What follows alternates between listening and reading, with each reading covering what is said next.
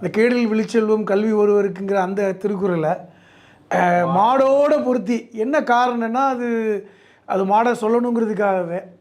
ரெண்டாவது, அது வந்து ஒரு கோணார் சமூகத்துடைய ஒரு கட்சி சார்ந்த ஒரு மாநாடுன்னு சொல்கிறாங்க. அப்போ இதை தொடர்புபடுத்தி பேசுவதற்கு இப்படி ஒரு திருக்குறளை எடுத்து பேச வேண்டிய ஒரு அவசியம். திருவள்ளுவர் சொன்னதே வந்து மாடை பற்றி அதில் பேசலை. ஏன்னால் கடந்த காலங்களில் அவர் திருவள்ளுவர் மாடு என்று எங்கெல்லாம் சொல்லியிருக்கிறாரோ அது செல்வம் என்று தான் நம்முடைய அறிஞர்கள் வந்து மொழிபெயர்த்திருக்கிறாங்க. மாடு என்றால் செல்வம். அப்போ கல்வி என்பதை ஒரு செல்வமாகத்தான் வள்ளுவர் பார்த்திருக்கிறார். எல்லா செல்வத்தையும் விட கல்வி செல்வம் உயர்ந்தது. எப்பொழுதுமே அவர் கல்வியை வந்து அதற்கென்று ஒரு சிறந்த குறள்களை அவர் எழுதியிருக்கிறார்.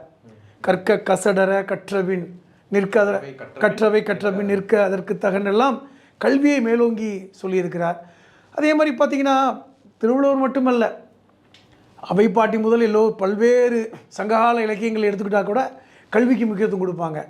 நீங்கள் பிச்சை எடுத்தால் கூட கல்வியை கற்றுக்குங்க அப்படிங்கிற வார்த்தைகளை பயன்படுத்தி பேசக்கூடிய விஷயங்கள் எல்லாம் நம்ம பார்க்குறோம். அப்போ இப்படிப்பட்ட ஒரு விஷயத்தை இவர் மாடுகளை வைத்து